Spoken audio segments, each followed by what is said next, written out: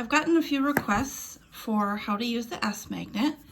This is the dual-ended two-sided magnet. I've got our solar flare polish here, and I'm going to show you how each side works. I'm going to first hold the S end up so you see the S's, put it against the polish bottle, and you will get the kind of cat eye effect, but you're going to see it's almost got like a mermaid tail on each end. It's not a perfectly straight line. Shake that up. My favorite effect with this one is when you take the S and flip it on its side.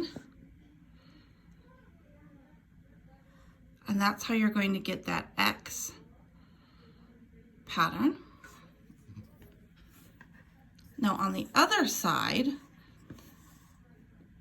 S's are up, dots are up. You hold it, you're going to get it pushing the polish away.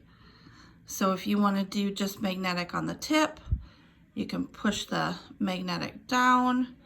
You want kind of a negative effect in there, that's going to push your polish away.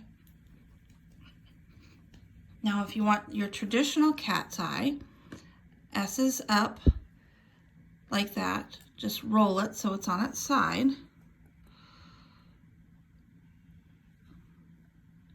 And that's how you're going to get your more traditional cat eye pattern.